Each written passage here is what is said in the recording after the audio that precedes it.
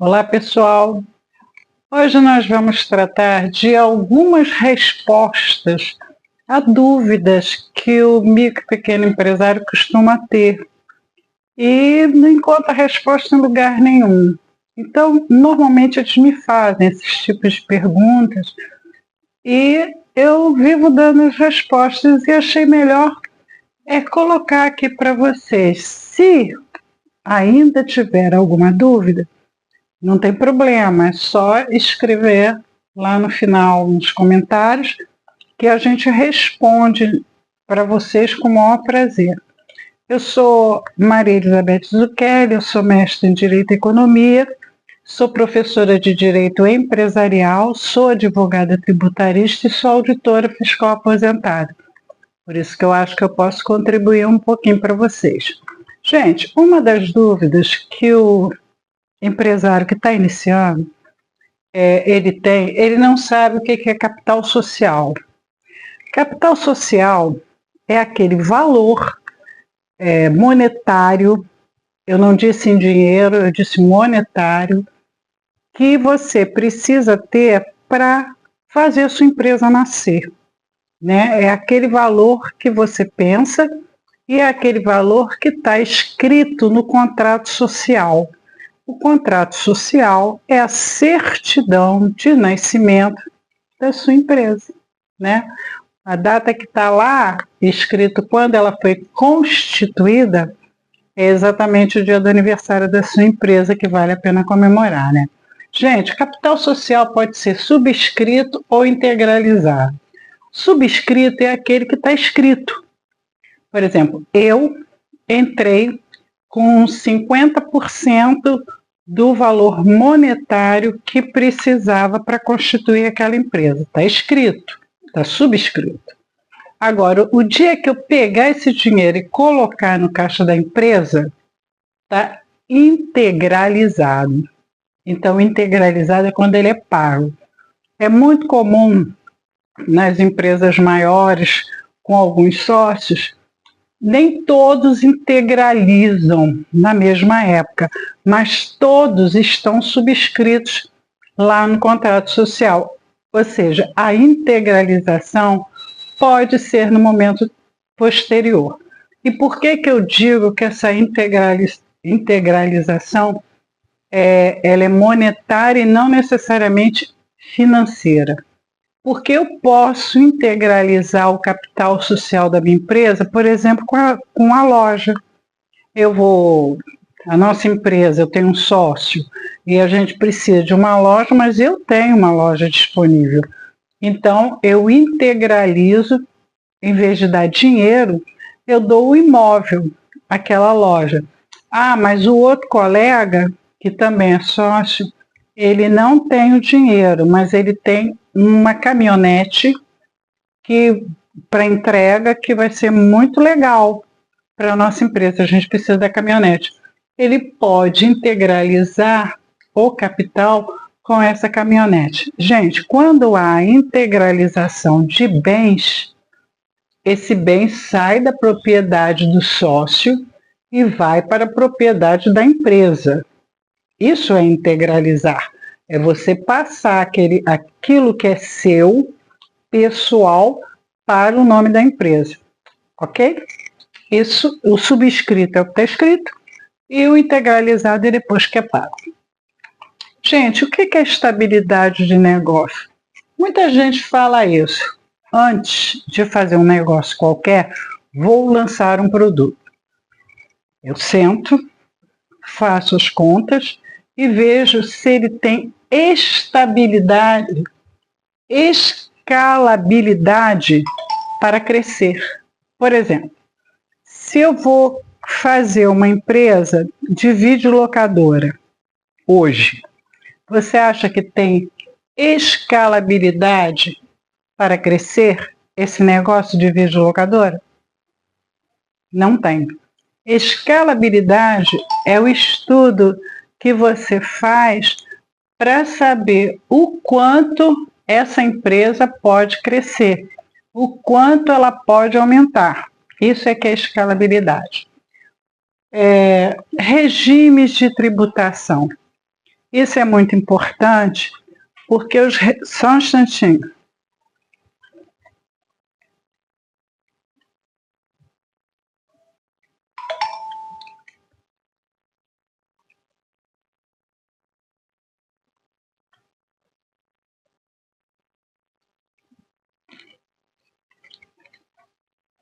Regimes de tributação. Por que isso é importante? Nós temos no Brasil 3 regimes de tributação: o Simples Nacional, o lucro presumido e o lucro real. Ah, Beth, mas o Simples Nacional é o mais fácil. É, mas nem sempre o mais oportuno. Se a sua empresa está num patamar que daqui a pouco você tem que sair do Simples, de repente é muito mais interessante, e isso tem que ser um estudo, é muito mais interessante você ver se estar no lucro presumido de uma vez é melhor, porque tem benefícios fiscais que o Simples não pode usar, mas quem está no lucro presumido pode. Quem está no lucro real pode. Então você tem que estudar e tem que ver quais são os benefícios do Simples e do lucro presumido. Eu vou dizer de antemão que o maior benefício do Simples Nacional é a simplicidade da escrituração fiscal, que eu vou falar daqui a pouco. A simplicidade da escrituração fiscal. Gente, não quer dizer que essa escrituração seja fácil. Ela é mais fácil do que a escrituração do lucro presumido e do lucro real. Deu para entender? A do Simples, ela tem uma quantidade de complexidade menor. Esse é o grande benefício do Simples. Agora, se você está crescendo, sua meta é crescer, o seu objetivo é chegar lá na frente, é legal você sentar e estudar, porque tem benefícios fiscais que o Simples não pode usar, mas que o lucro presumido pode. E outra coisa, o Simples, ele incide, os impostos incidem sobre o faturamento. Já no lucro presumido, não. Eu posso deduzir despesas, eu posso recuperar impostos pagos anteriormente nessa cadeia de tributação. Então, senta com o seu contador e veja quais são as vantagens e desvantagens de cada regime de tributação. E são eles: o Simples Nacional, o lucro presumido e o lucro real. Ok? Gente, obrigações acessórias. Eu já falei num vídeo aqui que a obrigação principal é pagar tributo. Pagar. A obrigação acessória passa pela escrituração de toda essa movimentação financeira da empresa. Só que essa obrigação acessória, uma vez não cumprida pela lei, ela passa a ser principal. Então, tem que ser paga. Então, não tem muita objetividade o contribuinte querer entender se ela é principal ou se ela é acessória, se é uma discussão acadêmica. O que interessa a ele é o que ele está obrigado e o que ele pode estar dispensado, porque também tem esse o caso. Vamos lá? Para o Simples Nacional, gente, o foco do nosso canal é o micro e pequeno empresário. Então, a maioria das coisas que a gente vai falar é para o micro e pequeno empresário. Ah, mas e os outros empresários não vão poder usar? Muita coisa sim, né? Porque tá aí. Agora, o foco principal é o micro e pequeno empresário. Então, eu vou tratar agora das obrigações acessórias do micro e pequeno empresário, ou seja, o pessoal do Simples, tá? Exceto MEI. MEI é outra história. Declaração única. O micro e pequeno empresário tem que fazer uma declaração única. Calma, que a gente chega lá. Emissão de notas fiscais e arquivamento. Rapaz, tem gente que não arquiva nada. É bom arquivar.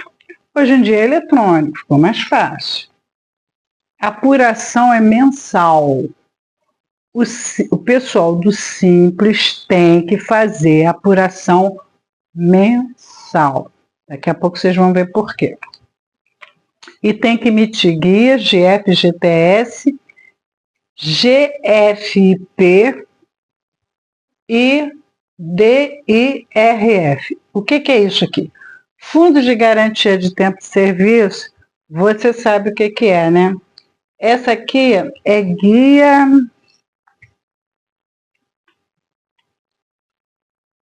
Peraí, deixa eu colar, porque o nome me matou. É guia informativa, é guia de informações à Previdência Social. Guia de informações da Previdência Social. E essa aqui é a declaração de imposto retido na fonte. Tem algumas empresas do Simples que são obrigadas a reter na fonte. E se ela tiver essa retenção, ela tem que emitir essa declaração, tá? O demonstrativo de imposto retido na fonte. Não é todo mundo. O seu contador, com certeza, vai te orientar sobre isso. Vamos nós.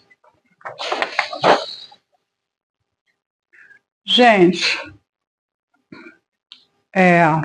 o pequeno empresário ele tem horror de SPID, que é o Sistema Público de Escrituração Digital. Realmente é chato. Não é difícil, mas é chato. Eu, que sou das antigas, tive dificuldade para me adaptar. Não tinha jeito. Gente, a internet veio para ficar, ela não veio para passar uma hora com você, tomar um chá e ir embora. Ela veio para ficar. Está tudo digitalizado. Então, o jeito é a gente se acostumar. E o que é o quê? SPID, ICMS e IPI. Gente, o Simples não está obrigatório. Mas sabe aquele pequeno empresário que ultrapassou o limite? Ele, no meio do caminho, ele teve lá uma venda maior, uma coisa maior, e ele ultrapassou o limite. Quando ele ultrapassou o limite, ele tem que fazer o SPID, ICMS e IPI. ICMS, se ele for circulação de mercadoria. E IPI, se ele for de produtos industrializados. Aí é obrigatório. Os outros que não ultrapassaram, que ficaram ali dentro dos limites estabelecidos, tudo bem, não precisa fazer. ECD é um SPID contábil. Isso é para o lucro presumido ou para o lucro real. Ele substituiu o balanço patrimonial. Olha aqui, para aquele pessoal que está na fronteira, tem que ficar prestando atenção nisso aqui. Porque quando ele atravessa a fronteira, ele vai para o lucro presumido. E no lucro presumido, ele tem que fazer isso aqui, tá? Quem está longe da fronteira, está dentro dos limites estabelecidos, tudo bem. ECF substitui a declaração de imposto de renda pessoa jurídica. O Simples não precisa, mas perde incentivos fiscais. Você não faz isso aqui. Não faz. Mas você perde incentivos fiscais. Tá?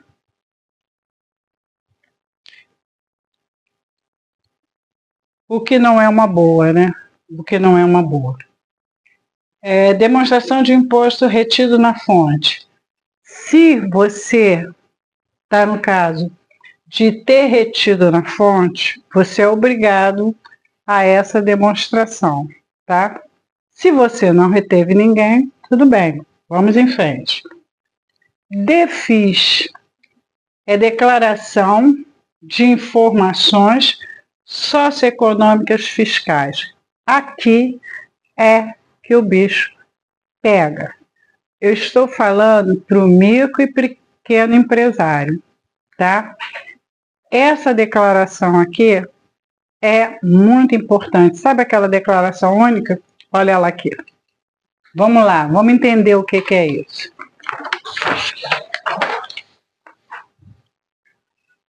A DEFIS é obrigatória e ela acontece uma vez ao ano para o Simples Nacional.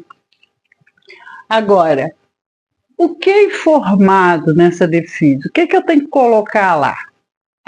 Eu tenho que colocar os ganhos de capital. E Beth, o que é isso? Calma, a gente vai explicar. Não vai dar nesse vídeo, mas mais para frente a gente vai explicar o que é ganho de capital, tá? Ganho de capital. A grosso modo, sabe aquela caminhonete que o meu sócio integralizou? A gente resolveu vender para comprar uma outra. Mas não sei, teve um pool aí e a caminhonete acabou valendo mais do que a gente tinha integralizado. Isso é um ganho de capital, a grosso modo, tá? Outra coisa que eu tenho que informar na DEFIS é o total de despesas. Eu estou falando de um ano. O total de despesas no ano. Vai ter uma coluna de total de despesas. O lucro contábil, gente, lucro contábil, prejuízo contábil, lucro fiscal, prejuízo fiscal, é tudo a mesma coisa. Lucro é lucro, prejuízo é prejuízo, tá? Mas você tem que botar lá, nessa declaração. E aqui, que eu acho que fica interessante. Aqui, ó. Dados pessoais e rendimento, dinheiro dos sócios. Lembra quando a gente fala em todo vídeo, não misture o dinheiro seu com o dinheiro da empresa? Porque o fisco costuma não olhar isso com os bons olhos, porque não é uma prática permitida, né, gente? Nessa declaração, a DEFIS, os dados pessoais dos sócios e o rendimento deles vão nessa declaração. Também você tem que formar o número de funcionários no início e no final do período que contempla a declaração. Então, em 2024, eu fiz a declaração de 2023, de janeiro a dezembro.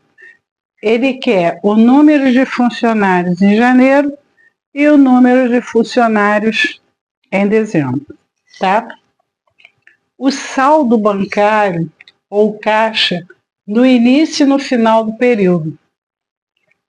Estou em 2024, vou fazer a declaração de 2023. Ele quer o saldo bancário ou caixa no início e no final do período. Que período? 2023, que é o que a gente está declarando. E mudança de endereço, se for o caso. Se houver uma mudança de endereço, mudança de telefone, mudança de e-mail, qualquer mudança, você, por favor, coloca lá. E agora vamos para a cereja do bolo.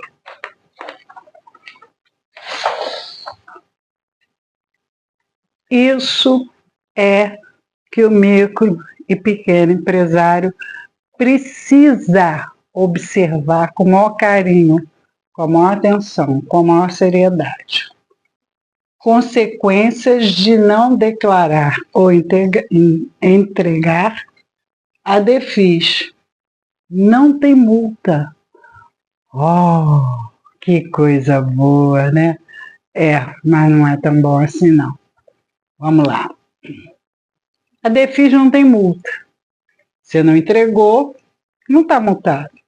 Mas o DAS, sabe, aquela declaração mensal, que é mensal, não é liberado até a entrega da DEFIS. Então, se você não entregar a DEFIS, o seu DAS mensal está bloqueado. Porque é tudo feito no sistema. O Simples, todo ele é eletrônico. Está na lei. Então, todo ele é eletrônico.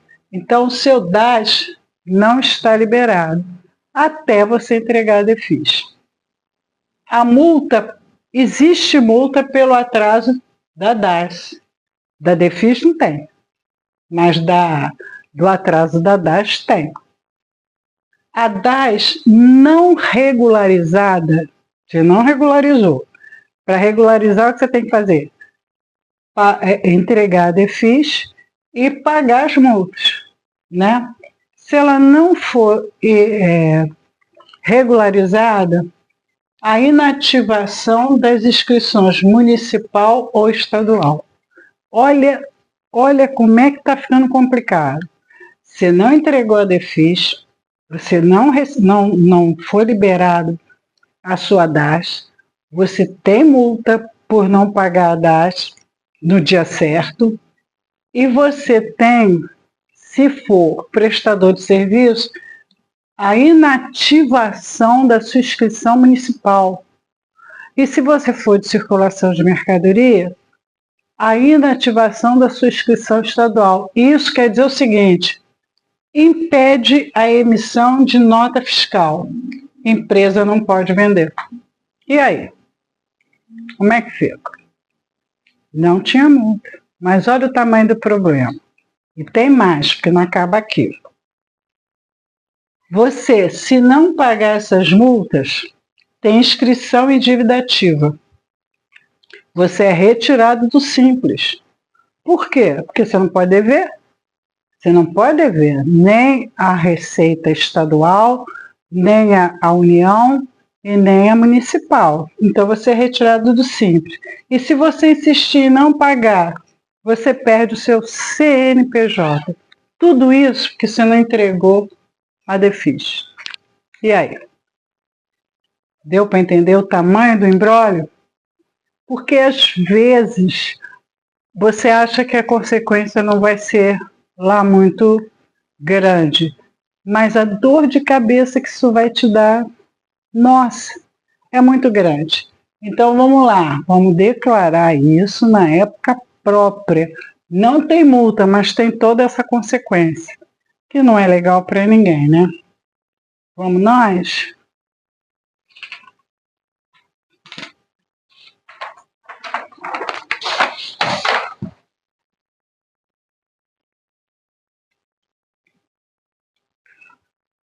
Bom, essa aqui é a parte 2. Ela é muito longa. Ela é muito longa.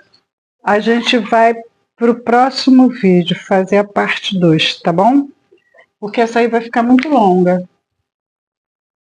Boa tarde.